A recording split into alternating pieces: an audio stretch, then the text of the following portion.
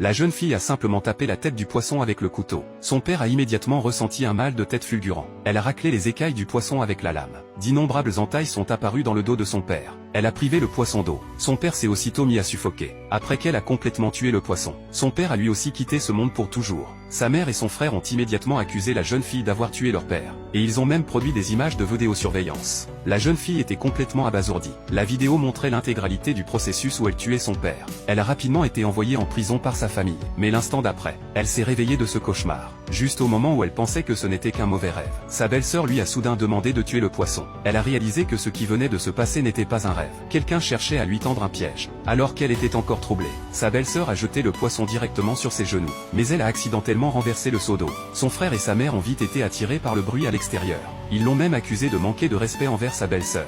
Pour éviter que la tragédie de son rêve ne se reproduise, elle a prétendu avoir trop peur de tuer des poissons pour essayer d'y échapper. Mais son frère s'est moqué d'elle en la traitant de lâche. Puis il s'est préparé à tuer le poisson lui-même, contre toute attente. Sa mère et sa belle-sœur ont crié fort pour l'arrêter. Voyant à quel point sa mère et sa belle-sœur étaient nerveuses, la jeune fille s'est encore plus convaincue que quelque chose clochait gravement. Juste à ce moment-là, son père s'est approché. Voyant son père debout devant elle sain et sauf, la jeune fille s'est jetée dans ses bras. Sa mère pensait que le père avait trop gâté la jeune fille. Pour découvrir qui cherchait à lui tendre un piège, elle a quand même proposé de préparer elle-même du poisson braisé pour son père. Mais au moment où elle a saisi le couperet et tapé la tête du poisson, la tête de son père a soudain ressenti une douleur vive. Quand elle a couru vérifier, elle a constaté qu'il n'y avait aucune blessure sur la tête de son père. Cela a complètement déconcerté la jeune fille, mais les images de vidéosurveillance de son rêve prouvaient qu'elle avait tué son père.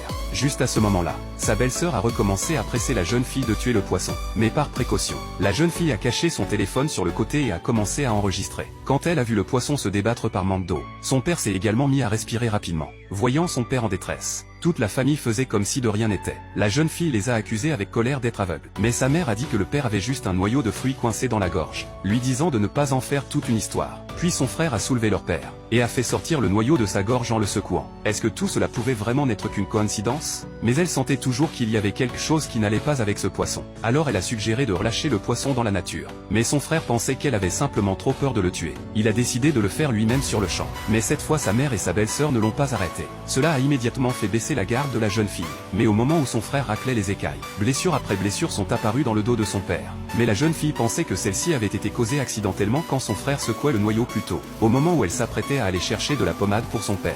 Son frère a dit que le poisson était déjà préparé, lui disant de se dépêcher de cuisiner. Son père a également dit qu'il allait parfaitement bien. Mais la jeune fille a rapidement fini de préparer le repas. Elle pensait qu'elle s'était simplement fait des idées. Mais au moment où son père a pris une bouchée du poisson, il a soudain craché du sang et est mort sur le coup. Pendant que la jeune fille ne savait plus quoi faire, son frère a appelé une ambulance. Mais ce sont la police et un médecin légiste qui se sont présentés. Après avoir pris des photos et recueilli des preuves, le médecin légiste a demandé ce que son père avait mangé aujourd'hui. Sa mère a dit qu'il avait seulement mangé des jujubes d'hiver et du poisson. Puis le médecin légiste a utilisé une aiguille d'argent pour déterminer que le poisson était empoisonné. Son frère a immédiatement giflé la jeune fille, exigeant de savoir pourquoi elle avait empoisonné leur père. Sa mère a également accusé la jeune fille d'être cruelle. Les voisins croyaient tous que la jeune fille était l'assassin. Mais la jeune fille n'allait pas se laisser faire. Elle a affirmé que c'était son frère qui avait tué le poisson, et a dit qu'ils avaient tous touché le poisson. Mais ce que la jeune fille ne savait pas, c'est que la police et le médecin légiste étaient en réalité des imposteurs. Ils n'avaient aucune intention de donner à la jeune fille une chance de s'expliquer. Ils se sont immédiatement préparés à lui passer les menottes. À ce moment critique,